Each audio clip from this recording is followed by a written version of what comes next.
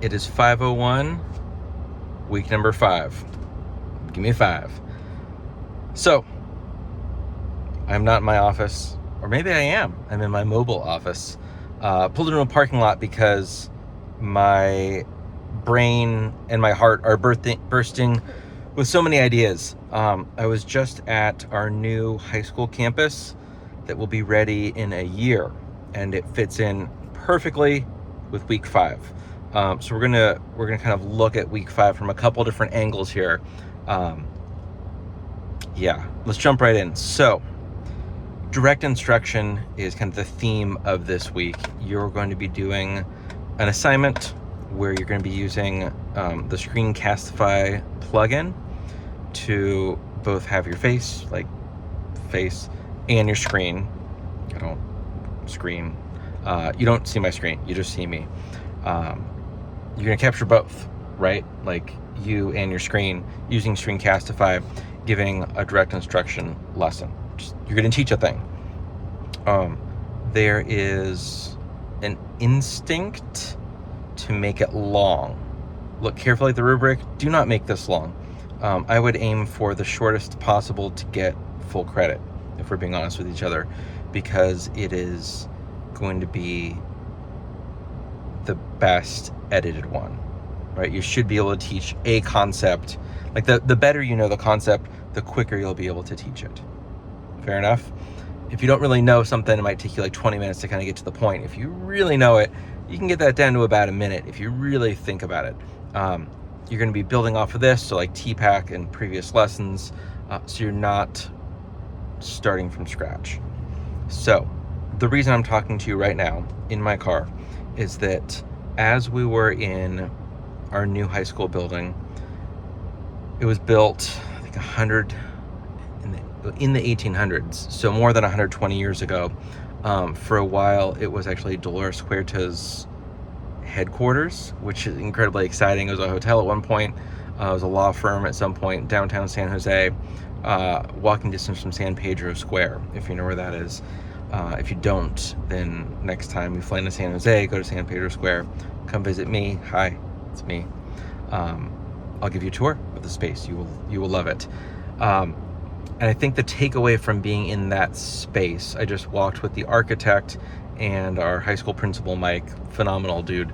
And we pointed at where every TV would be in every building on all 3 floors, where every Ethernet cable would go, where the phones, because those get plugs but are not exciting, where the wireless access points go.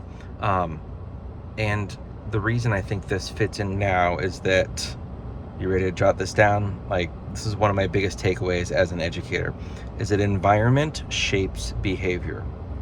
And so for me, this was not just a meeting of, let's put 2 Ethernet cables there, 2 there, 2 there, put a TV there, okay, check, done. It's actually like, depending on where we put the TV, or where we don't put the TV, or where we put 2 TVs, we're going to get different behaviors from teachers and different behaviors from students. Because, say it with me if you'd like, environment shapes behavior. And so what we put in spaces, how we configure spaces, where the front of the classroom is, if we're choosing to defront the classroom so that it's not all desks face the teacher, because that unconsciously makes it about the teacher. And I think a lot of the theme of this course is the learning is actually about the student. Right? You with me so far? So I'm not saying necessarily to like completely rethink your classroom, although you can, but having more than one front of the classroom, not having desks in rows, having more flexible space is going to put students more at the center of the learning experience. And for me, that's a powerful thing, because they are the ones doing more of the work, which means they're doing more of the learning. And so as we look at that through the threads of the assignment, whether it's creating a screencast where it's not you lecturing for 10, 20, 30, 40 minutes, it's you creating a pretty tight screen recording that your students then can watch as they need. And what's powerful about video, and it's incredibly obvious, but I think actually I have found it to be profound is that you can pause video and you can rewatch video. So obvious, right? Not particularly amazing, but as a learning tool, if you say a complex thing in real life and the students are like, wait, what? They might raise their hand and go, what was the thing? And you'll repeat it. If they're like, oh, I didn't quite get it. Can you say that one more time? Because that's a lot there and I want to make sure I get it. No one is going to say that. Maybe kindergarten, because they haven't quite learned that that's not appropriate in school. So if you haven't caught them on the second time, that's it. Those students are not going to remember or learn or comprehend the thing. But with video, you're like, wait, what did he say? Rewind 10. Wait, what was that? Rewind 10. What did they just? Rewind 10. You can rewatch it hundreds of times. And if you forget the thing, you're like, oh, it was only a short video. It was like halfway through. So you fast forward to the 2.5 minute mark. Rewatch the thing a week later, a month later. If it's public, like on the YouTubes, hello. 5 years later, you're like, what was Bill saying? Was it like week 5? In that kind of, that's not a 5-minute video, but I've been asked to kind of hit this level. It was like at the 6-minute mark, he was talking about the power of video. Boom. Or you remember it's week 5, you're like, what was the one where Bill was in the car? Then you go to my YouTube channel, copy this, YouTube transcript, AI will knock out a transcript for you, Command F. Environment something, Command F, environment. There it is, environment shapes behavior, right? Because what I'm talking to you through is video, and you can rewatch video, you can grab a transcript of video, you can do a bunch with that transcript, you can search for it, you can throw that into any sort of chat bot like ChatGPT, ask for a summary, ask it to better explain the thing. What is environment shapes behavior? And then you're having a whole conversation with ChatGPT based on the summary from this YouTube video, right? It goes on and on and on. And that's not even to get to actually what the California Department of Ed has shared about the importance of video and educational technology.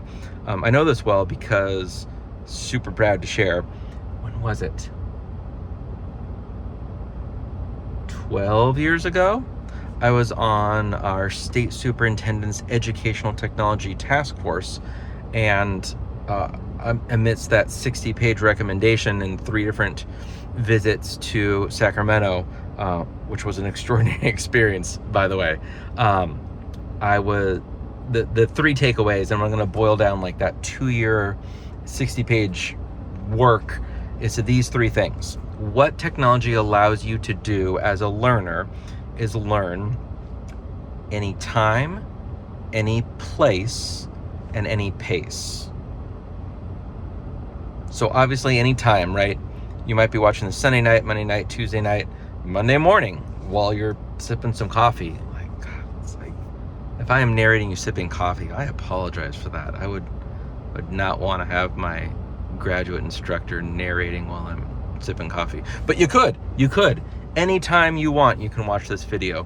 And again, it's such a simple idea, but the implications are profound, is that you right now listening to this get to choose when you want to learn, when you're available to learn.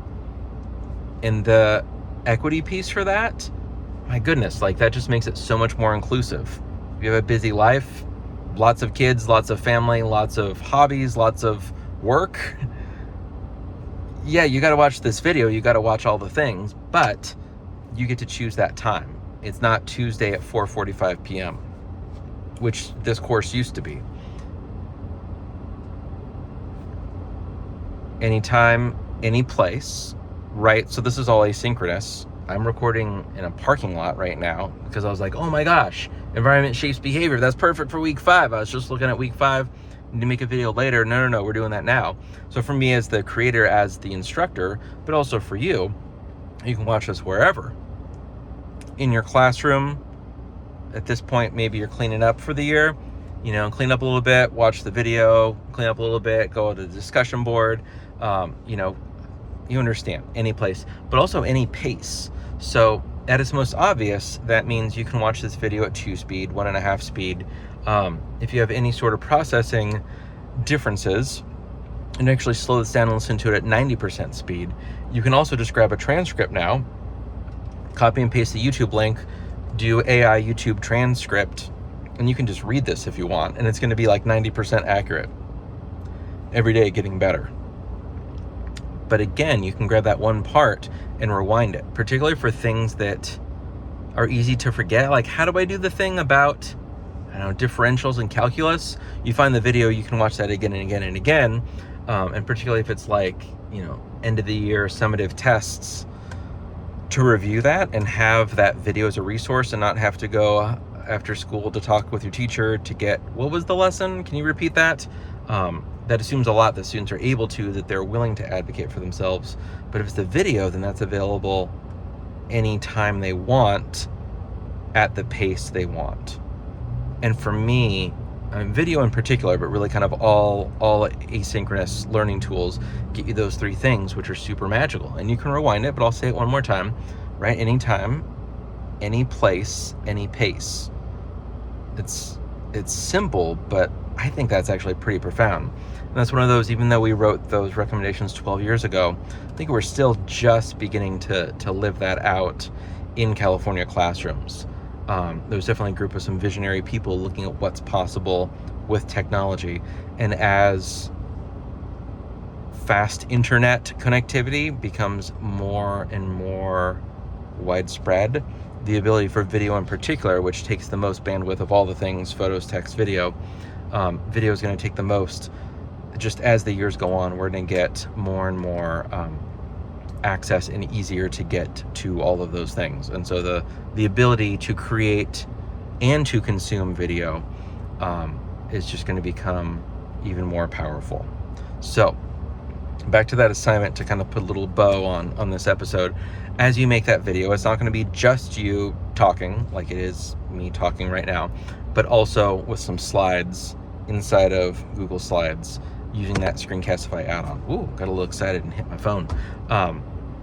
Inside of the Google Doc, there's a handful of links. So as you look at week 5, you'll look and go, oh, there's not much there at all. Cool, done. Time out. Or as my 5th grader say, T.O. She doesn't say that now, but she used to say that when she was an earlier than 5th grader. Not the point. There's a handful of resources. Please watch this. Please read this in the Google Doc that explains your assignment. So take the time, block out the time to be able to review that. And then finally, last thing for you is the discussion board is around Sal Khan's first TED Talk. If you are particularly inspired by him, if you sign up for Khanmigo, it might be actually worth to watch his new TED Talk that came out, which dives more into the world of kind of AI, but the idea of kind of personalized learning through instructional videos has kind of been his jam forever. I got to visit Khan Lab School, which is actually on this first floor of like a 3-story building. So like Khan, all the folks that work at Khan Academy are on the 2nd and 3rd floor, and then Khan Lab School is on the 1st floor. Just like in a parking lot, it's just like pavement all around, and then there's a 3-story building, like in Menlo Park, maybe? Somewhere around there. Mountain View. Again, not the point, but the idea that that screen recordings, that drawings that are, tablet-based teachings, just all the video, all the visual way of learning is so powerful. So that's going to be the discussion board.